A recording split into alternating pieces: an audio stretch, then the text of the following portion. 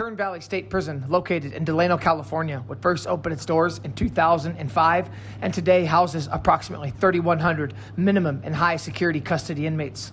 On July 4th, 2025, at approximately 6:21 a.m., during a routine security check, staff would observe incarcerated individual Fernando Camarillo-Cervantes lying on the cell floor appearing to have serious injuries, with his cellmate, incarcerated individual Albert Gonzalez, standing in the cell. And although staff would immediately sound a Code 1 medical emergency alarm and initiate life-saving measures, Fernando Camarillo-Cervantes would be pronounced deceased 39 minutes later at 7 a.m. But first, an 8-month investigation by the Santa Maria Police Department culminates in a 2-day gang sweep. 150 officers from multiple agencies served 40 search warrants and 22 arrest warrants. Katie Marzullo was there as it happened and captured the video you'll only see here on your Central Coast News. Katie? Adam, Chief Dan McConaughey took us along for an exclusive look at how these things go down. I asked him the name of the operation. He said it doesn't have one. We're just taking care of business. Here's the end results. 25 pounds of marijuana, 5.5 pounds of methamphetamine, 2 ounces of cocaine, 23 firearms, $74,000, and 4 pipe bombs.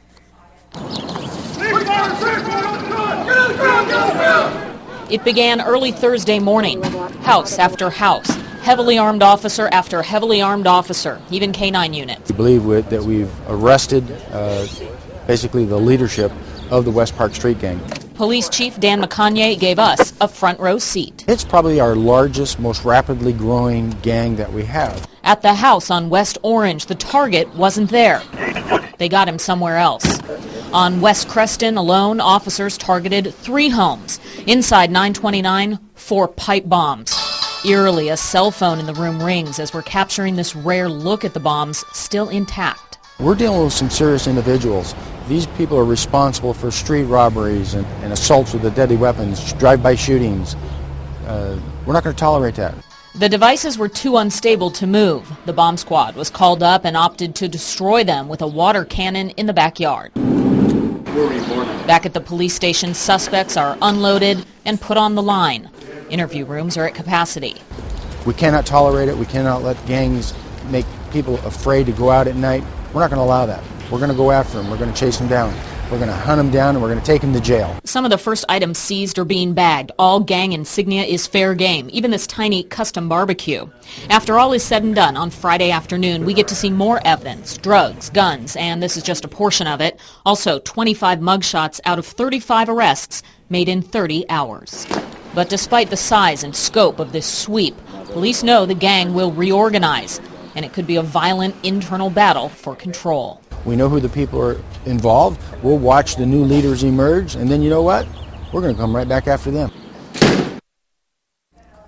The PD has been scrutinized a lot lately for not doing enough about gang violence. A lot of people have been asking for a gang injunction, but the chief has always been opposed to that.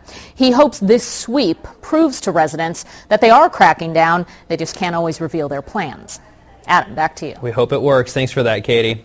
Now, another message from the chief. Gang violence is a community issue. He encourages people to call the police if they suspect gang activity. Last week, the Santa Maria Police Department, along with several other agencies, conducted a gang sweep in the city. Officers seized weapons and drugs and arrested 35 people. We were the only station on the Central Coast to capture the sweep on video. Tonight, we take it a step further. An exclusive one-on-one interview with Chief Dan McConaughey about the aftermath of the operation. So, we'll toss it over to Katie Marzullo now, who was with the chief during the raids. Katie? Thank you, Arturo, and Chief Dan McConaughey joining us now in studio for some follow-up, because there's a lot that goes into this, and TV has a limited amount of time. But first, when you got here just a little bit ago, you told me there's an update. You guys have made another sweep outside the city. Absolutely. When these things happen, there are always follow-up cases, and we did a follow-up search warrant in the city of Bakersfield today with the assistance of the Bakersfield office of the DEA. A very significant hit directly tied into our investigation, where we've seized just about $500,000 in cash. Good seizure, good tie-in to the city, and shows the significance of the people that we're dealing with. So we are to understand the West Park criminal street gang here in Santa Maria has ties in Bakersfield. They have ties all through the state of California. We did a search warrant down in Fontana that was directly tied into them. these gangs are statewide. Okay. And let's talk about what happened last week. We, of course, had that exclusive video. And, you know, a story like this generates a lot of feedback, and we, you know, hear in the newsroom a lot, you know, police got the wrong guy, he didn't do it. What goes into being able to get a search warrant to you know, break down doors, basically, in the city like this? You know, a search warrant, you have to take it to a judge with a statement of probable cause and have all of the information. The judges don't take this lightly. This is the ultimate intrusion of the Fourth Amendment. The judge looks at it. It also is closely scrutinized by the district attorney's office before we ever get to the judge. And so, I mean, you have to have all the information. It has to be fresh. It has to be correct. We try to verify. So, I mean, no, we didn't get any of the wrong people. We got all the right people. We know who we're dealing with here. So, I mean, it's just, people think that you can get a search warrant for anything. Not so.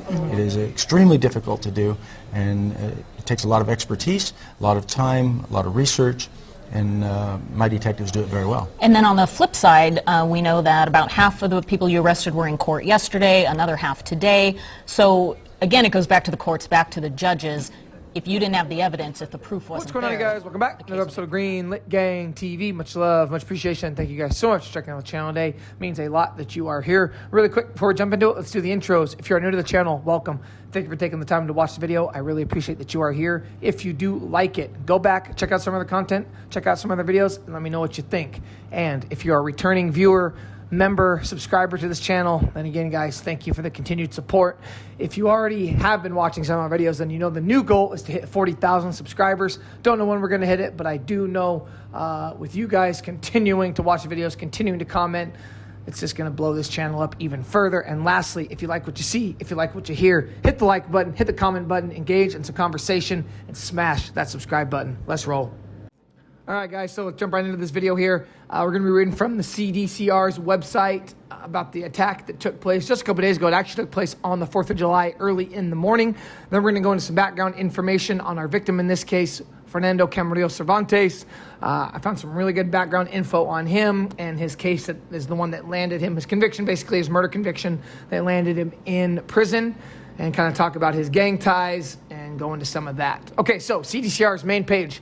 This is their article on the murder of Fernando Camarillo-Cervantes. California Department of Corrections and Rehabilitation officials are investigating the July 4th, 2025 death of an incarcerated person at Kern Valley State Prison as a homicide. Man, Kern Valley seems to be one of those prisons that we visit quite frequently on this channel. Just seems to be a very violent, very active prison, to say the least. Now, I do know that this attack took place on an active yard. This wasn't an SNY. This wasn't a PC yard. This was a mainline and active yard 100%. At 6:21 a.m., staff observed incarcerated person Fernando Camarillo-Cervantes lying on the cell floor, appearing to have serious injuries, with his cellmate, incarcerated person Albert Gonzalez, standing in the cell.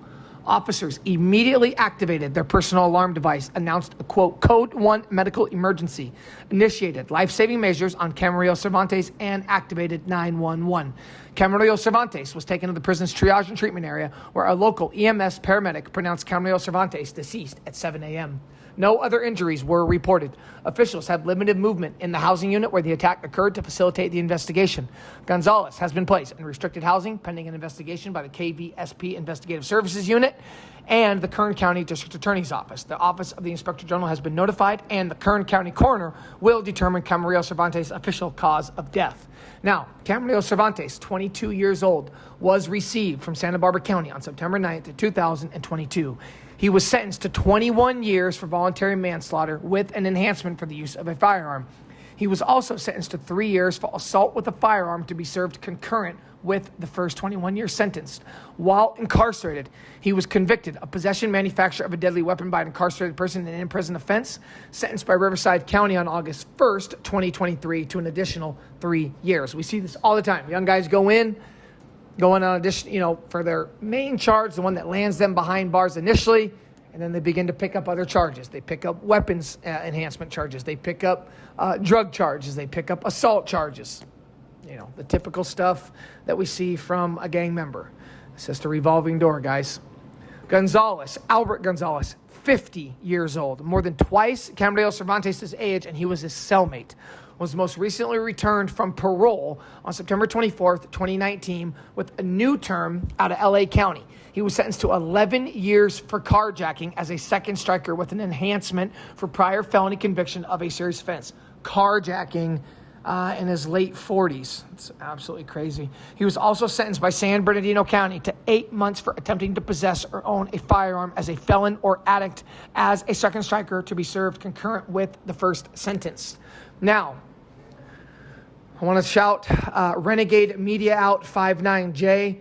I really do like his channel. He got some really good background information. That guy's got the ins on a lot of different prison yards, a lot of different main lines. He's just tapped in. He finds out information that a lot of us regular YouTube channels will not be able to find out. So I encourage you to go check out him. His channel's Renegade Media.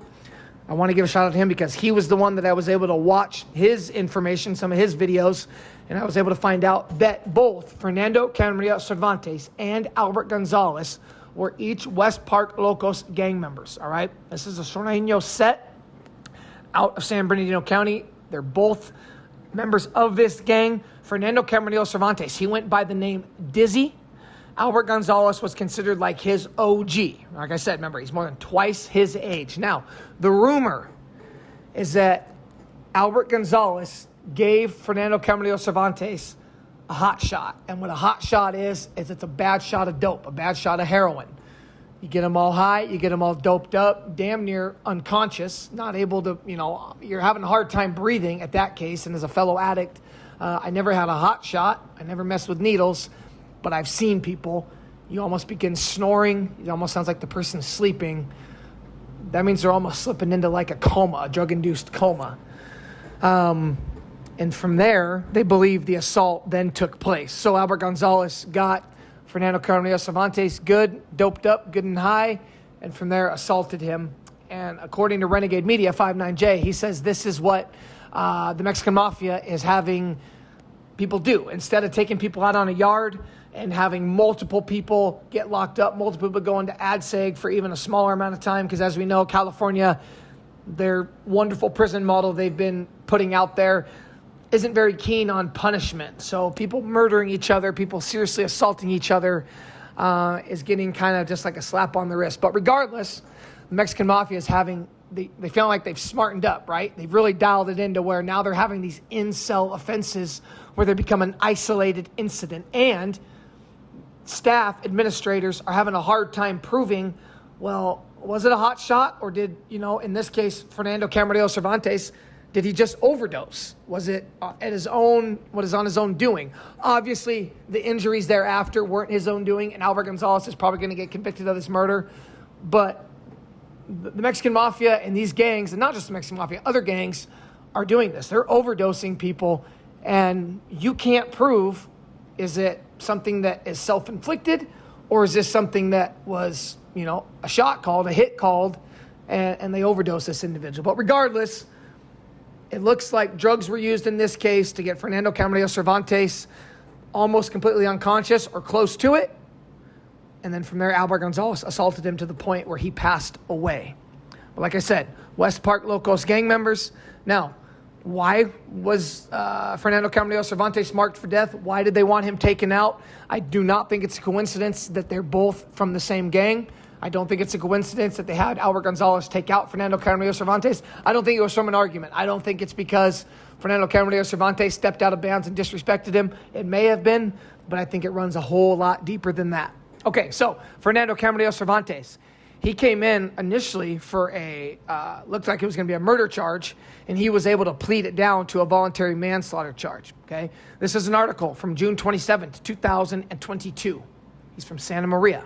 A Santa Maria man has pled guilty to voluntary manslaughter and firearm assault charges in the May 2021 shooting death of 38-year-old Rafael Santos Toribio near the intersection of South Courier and West Boone Streets, according to Santa Barbara County Superior Court records. Fernando Camarillo-Cervantes, who was only 19 at the time, was arrested on suspicion of murder back on June 7, 2021 after shooting Toribio, and initially pled not guilty on June 17, 2021, court records show. So he does the shooting on June 7th. 10 days later, he pleads not guilty. Camarillo-Cervantes is scheduled to be sentenced to 21 years in state prison on July 26th, according to his attorney, Michael Scott. Scott said his client was coming to the aid of his friend, who was engaged in a fist fight with the victim and was armed with a pistol. Records show Camarillo-Cervantes accepted a guilty plea June 21st on the reduced charges, including assault with a firearm in exchange for a deal with prosecutors. Additionally, he admitted to an enhancement of using a firearm in the commission of a felony. Quote, the tragic death of the victim was the result of a terrible misunderstanding, Fernando Camarillo-Cervantes' lawyer said, adding that his client had just turned 18 when the incident occurred. The victim was unarmed and the use of deadly force was not warranted. Camarillo-Cervantes is scheduled to appear for a sentencing hearing at 8:30 a.m. on September 9th of Superior Court in Santa Maria. He currently remains in custody at the Northern Branch Jail with no bail listed. Santa Maria police officers were dispatched around 10 p.m. May 30th, 2021 to the intersection where they located Toribio of Santa Maria lying in the street with a gunshot wound, according to Lieutenant Terry Fla. Toribio was transported to a local hospital where he died. Through their investigation, officers learned that Toribio and two other people, including a man described as his cousin, drove to 7-Eleven to purchase beer, and an altercation ensued between Toribio and another passenger. The vehicle stopped and the cousin got out, flagging down a vehicle carrying Camarillo-Cervantes, which happened to drive past the scene at that exact moment. Officer David Culp testified at a November 3rd, 2021 preliminary hearing that before the shooting, he identified Camarillo-Cervantes from nearby surveillance video footage, which showed several individuals engaged in a fistfight. During the fight, Toribio appeared to be moving away from Camarillo-Cervantes when he fired a 9mm bullet that penetrated Toribio's left clavicle near the base of the neck, according to police testimony. Culp said Camarillo-Cervantes indicated involvement in the incident to a jail guard and wanted to write a, quote, letter to apology to Toribio's family. Quote, Mr. Camarillo-Cervantes sincerely regrets his actions and is deeply sorry for the death and pain he caused victims' family, Scott said. This is another article from November of 2021. Just a little more info. You guys know I like bringing you guys more info. Police would question another witness that turned out to be Fernando Camarillo-Cervantes was his uncle.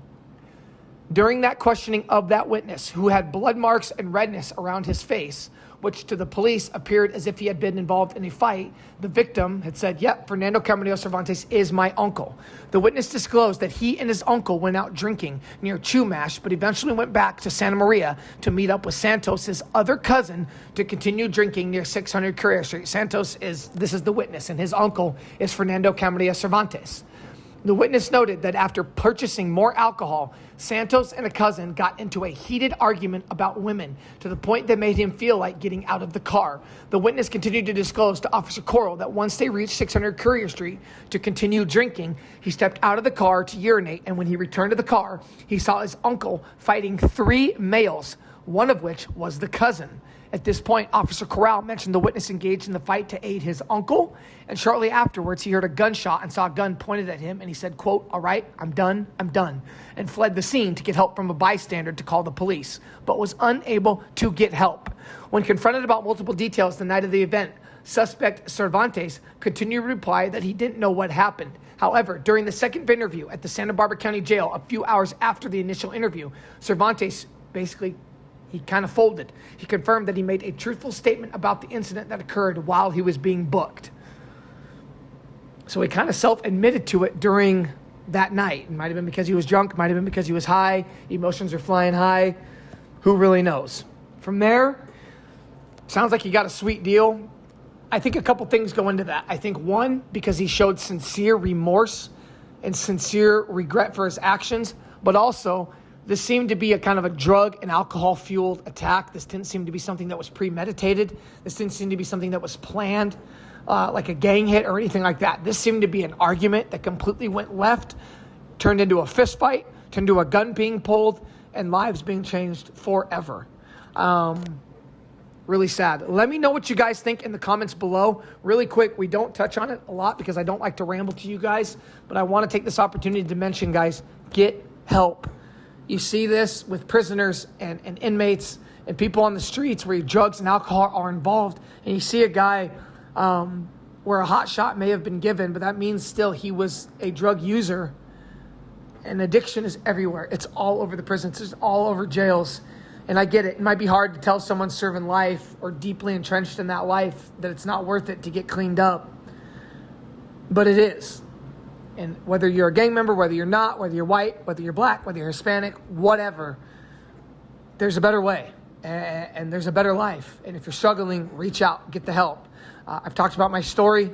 I had a 10-plus year addiction with opiates that eventually turned into opiates and benzos, along with other substances. And it about took everything from me.